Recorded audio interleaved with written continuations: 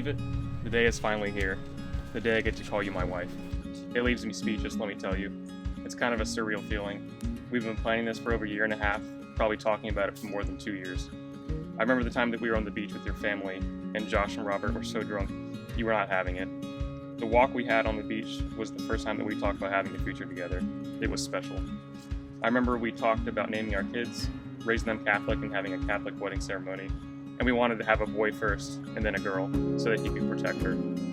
I probably cried about 20 or so times thinking of you walking down the aisle, through all the times that we spent making Snapchat videos with the hilarious filters, going on dates to Chili's and Carrabba's, and attending BCU and venturing out on our own for the very first time. It all went by so fast. Enough of the history now, let's talk about love. I really do love you. Not just like in a typical sense like, oh, I love you because of all we went through. I love you for the times that are to come in our future. I love you for the kids that we will one day raise. I love you for the little family that we will build together. You, me, doggo, and child. Well, children, who knows, maybe a few. The point is that I'm trying to make is that you are the one person that I can and will confide in. If I ever have a bad day, I will come to you and tell you about it. If I ever have a great day, you will be the first person I tell. I am a locked safe, and you hold the key. I give you all that there is to me. If there's anything I promise you a marriage. I promise to wake up every day and ask if you want cold brew the way that you like it, which is stock cold brew, a spoonful of stevia, and almond milk creamer. I promise to love you even when you make me run with you. By the way, I will always run with you when you ask. I need to get my butt in shape. I promise to make us both late night emergency drinks in our Waterford glasses because ain't nobody got time to be sick. I promise to take you on monthly dates to Bonefish and Carrabba's because I know how much they mean to you. These dates are also a great time for me to show you off to the world. I truly do have the most beautiful. Scott Domi. Wow. I can't believe we are standing here on this day, about to get married. It feels like we've been thinking of this day forever, and it's finally here, and I'm so overjoyed to start this new chapter of our lives together.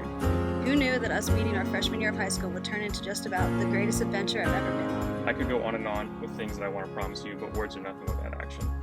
So take my hand on this journey, won't you? Let's be the Domis, and let's live a life of LPA. Love. Let's love each other like there is only one day on earth.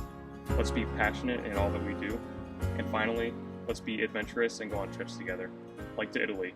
I want to travel the world with you. I can't wait to see you walk down that aisle. You will be my wife in just a few short hours. And when I see you, I will look at you and think to myself in the voice of our favorite comedian, John Mulaney, that's my wife. Scott Domi.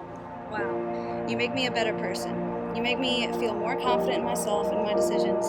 You support me in everything I do and try to achieve, and you always make me feel like the most beautiful girl in the room. Your quick wit, unconditional love and support, kindness, and goofiness are just a few of the many reasons I fell in love with you over 4 years ago. I continue to fall deeper in love with you as each day passes. You're my best friend, my person, and obviously my lobster. I couldn't imagine living this life without you, and now I get to do it forever with you as my husband. We've been through some very high highs and some very low lows, but something that I've never questioned is the strength of our love. I know we can get through anything life throws at us because we have each other. You're my rock and my best friend.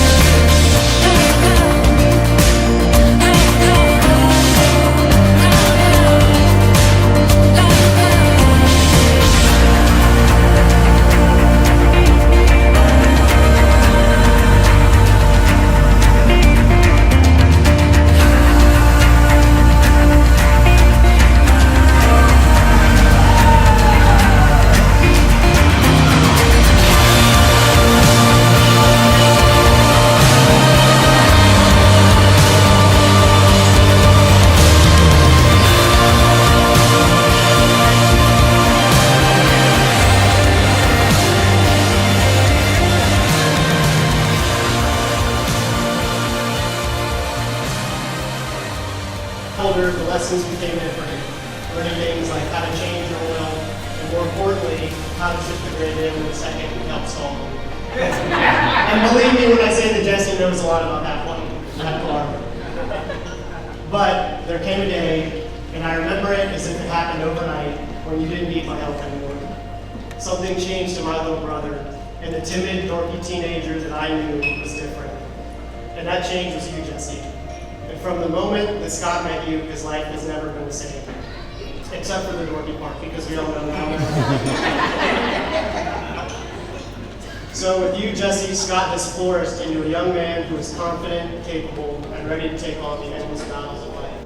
I've known Jessie for about 17 years now. We met in first grade at Holy Cross Academy. Now, when I met Jessie, I'm pretty sure our friendship worked out so well because she did all the listening and I did all the talking for both of us. But nowadays, I see that you can't get her to stop talking about dogs, how running is somehow fun, and where's Scott? I first heard about Scott from Jessie when we were in high school, our freshman year. That was about all I ever got him for that time because he came around for much longer the first time because apparently he had a motocross career right now. Scott, how's that motocross career going on? Because obviously Scott realized that there were more important things in life than Jessie. 2 weeks ago, we went to Nashville. Of course, as awesome and beautiful as Jessie is, we were out at one of the bars and one guy walked up to her and asked her to dance. Jessie looks him straight in the face and goes, "I'm taken," and just shimmies away. I'm honored to share my closing with somebody who deserves this stuff, and I wish I'll never be the best. So cheers to y'all's growth. And so with that, let's cheers. Let's cheers to Scott and Jesse.